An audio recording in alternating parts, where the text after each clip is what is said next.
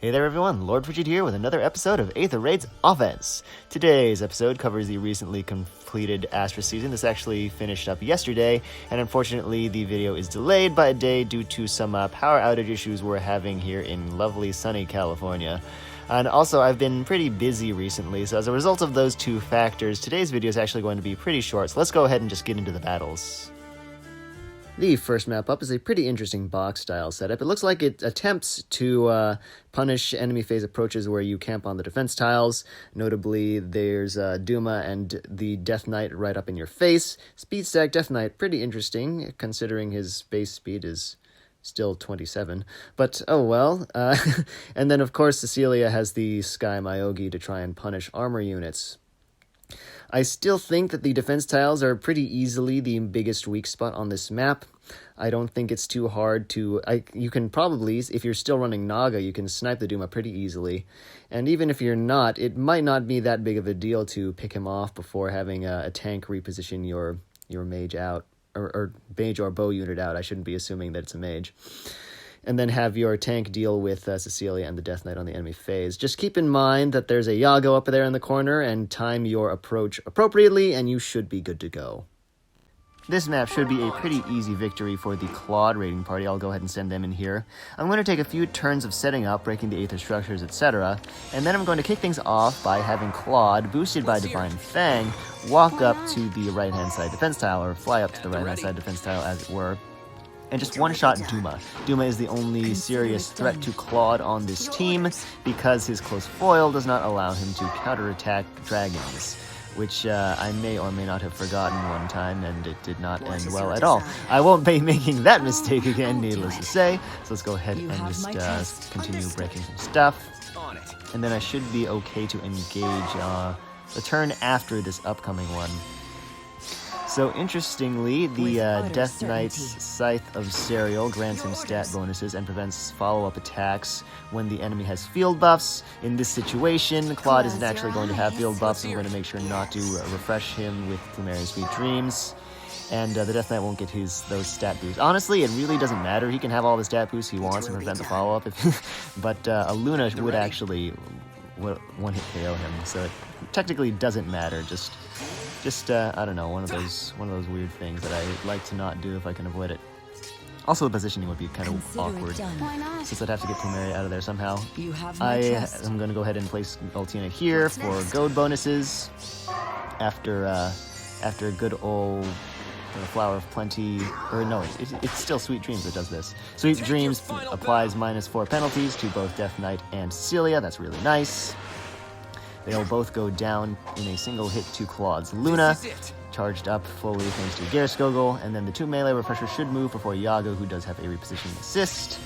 And then I guess I might as well just take out Mirabilis here. So let's do that. And then I'm definitely refreshing Claude, just a matter of... Yeah, actually, I might as well take out Yago because he is more immediately threatening.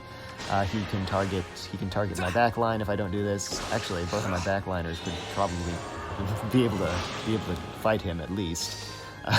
But let's go ahead and just take him out. And then on the enemy phase, Berkut should just suicide into Claude for the finisher.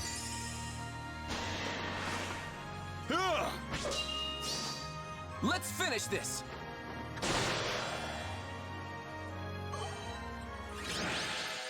The second map is a box-style pulse setup. I will note that the Seer actually doesn't get her Moonbow because Ike is the only one carrying infantry pulse. However, it is still a very threatening setup. It's got very strong two-range hitters, and it has good color coverage between the three mages.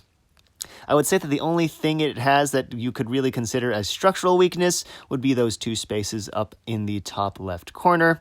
If you have a very powerful two-range tank or a sustained tank, potentially, you could place them where the tactics room is now and draw fire from the ranged units on the enemy phase and not have to deal with the Ike. If you don't have one of those, then your best bet is to probably carry Witchy Wand or Pulse Smoke. The best places to put a unit with that would be either 2 spaces below Ike, which forces him to attack first, thus Pulse Smoking Lysithea, Ophelia, and Therseer on the enemy phase, which is very important, especially Lysithea, who can actually regenerate her special with Times Pulse if you take it away on the player phase. Likewise, the other good spot for a Pulse Smoke unit is to just go up the left-hand side and attack Lysithea, which will get rid of Lysithea, obviously, the only unit who can get her special back, and also Pulse Smoke Dorothea, Ophelia, and Therseer at the same time. Note that the first spot that I mentioned will not actually get a Pulse Smoke off on Dorothea, leaving you open to taking a hit from her Glimmer. As long as you can implement one of those strategies, you should be good to go. So let's go ahead and get into my approach now. Alright, the Merida raiding party should be able to take care of this map here. I'm going to spend a few turns breaking things and testing traps, and this is actually, the order here is very, very specific.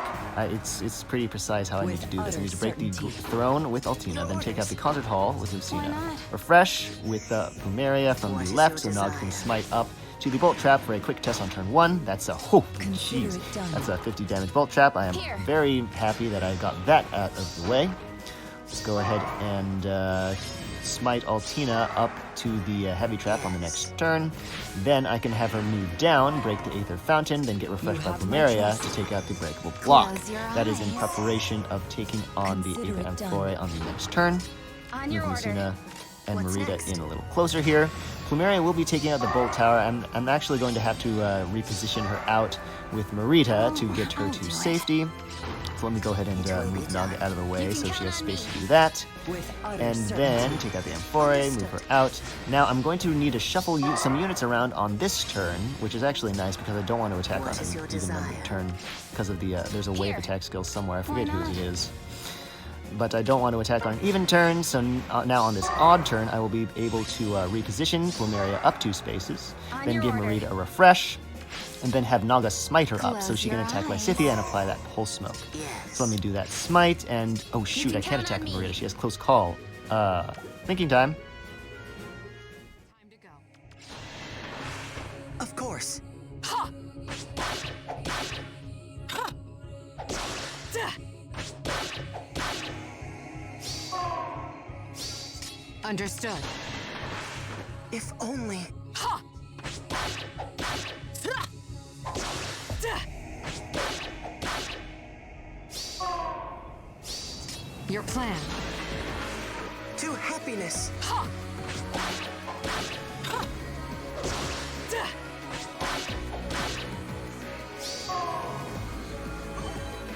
No mercy. So strong. Alright, so I really have no choice but to continue with my plan here, except I'm going to have to not attack Lysithea. Dorothea will attack first, but it's okay. It's not as bad as Ophelia or Lysithea attacking first. At least those two will get pulse smoked by her attack. So, at 10 damage, that's not super bad, but it's more than it really should have been if I'd planned that properly.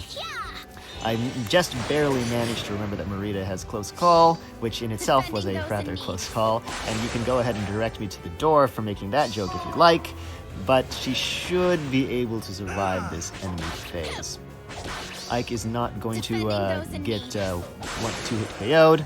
However, Azura does deal at least 5 damage, so she is going to be attacking. Oh, that's a lot of damage out of the Ophelia, and not very much healing. Since Merida, she activates Aether on her 5 HP. Oh yeah, that too. Very sweet, very sweet. So, okay, 22 Legendary Azura. Pre-mitigation though, so that should be okay. She definitely has full mitigation on that, and I doubt Therseer has a 13. So let's take a look here. Oh yeah, no, that's a... that'd be fine.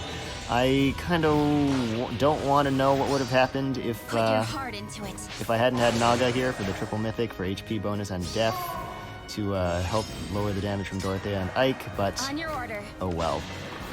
I'll just have to plan better next time. Maybe just give her Spurn. And that is it. I hope you all enjoyed this episode of Aether Raids Offense. That was a rather unfortunate misplay I had in that second match, but it's okay. Marita managed to pull through because she's just cool like that. Next week's Aether Raids Offense episode will cover the current light season.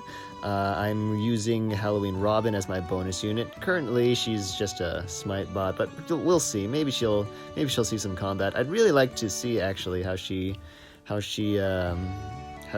is as a combat unit, since she seems pretty similar to Brave Claude insofar as her ability to sustain tank. I don't know. Maybe as the week goes on. In any case, that is it for now, so thank you very much for watching, and I will catch you next time.